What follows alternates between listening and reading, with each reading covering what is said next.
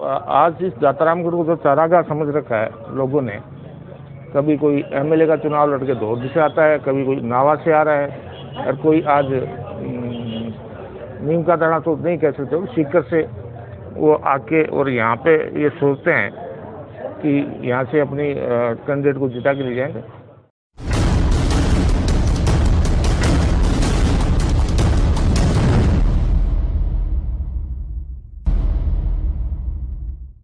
नमस्कार दर्शकों, SKR news live में आप सभी का स्वागत है। बढ़ते हैं खबरों की ओर। खबर सीकर जिले के दातारामगढ़ से है।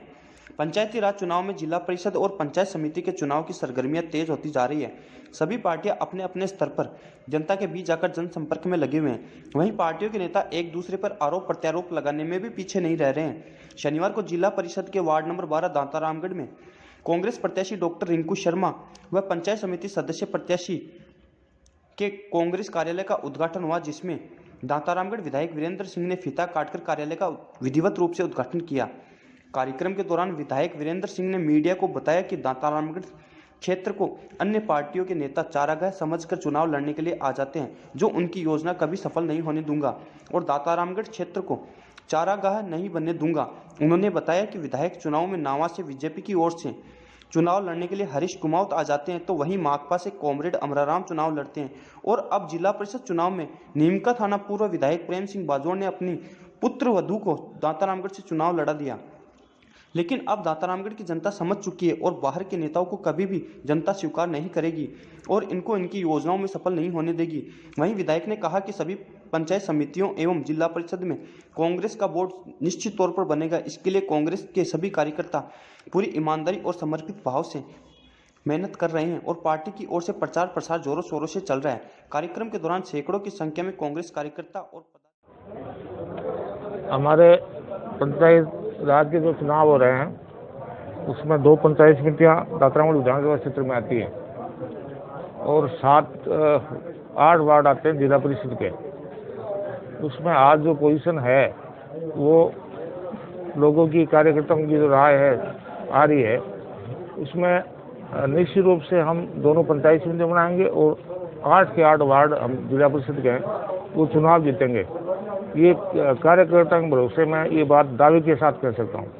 और जहाँ इस वार्ड के लिए जो लोग कहते हैं कि प्राउडली जिन्होंने जो ऐसे भाषण दिया है कि मैं तो तय करके आया हूँ प्रमुख का चुनाव लड़ने, हमारे ने कोई प्रमुख का चुनाव कैंडिडेट पे नहीं, हम पार्टी के सारे एमएलए बैठ के, कार्यकर्ता बैठ के जो जीत के आएगा उनसे जो मेंबर जीतेंगे उनकी राय शुमारी से हम हमारा प्रमुख का दावेदार तय करेंगे। लेकिन जो लोग सोचते हैं, जो आज इस दातारामगढ़ को जो चारागाह समझ रखा है लोगों ने, कभी कोई एमएलए का चुनाव लड़के धोबी से आता है, कभी कोई नावा से आ रहा है, और कोई आज नीम का दाना तो नहीं कह सकते, सीकर से वो आके और यहाँ पे ये सोचते हैं कि यहाँ से अपनी कैंडिडेट को जिता के ले जाएंगे। ये हमारे कार्यकर्ता अब उस चीज़ से नहीं मानने को तैयार है। कभी अजय सिंह जी आ गए, कभी प्रेम सिंह जी आ रहे हैं, कभी हरीश जी कुमावत आ गए, कभी अमराराम जी आ गए। ये चारागाह दातारामगढ़ नहीं बनेगा, इसको चारागाह नहीं बनने के कार्यकर्ताओं ने तय कर लिया है। और 12 नंबर वार्ड से एक रिंकू शर्मा जी हैं, वो जीतेंगी, इसलिए जीतेंगी क्योंकि इनके ससुर ने इस दातारामगढ़ की सेवा की और ईमानदारी से और लगन के साथ और सेवा भाव से सेवा की है।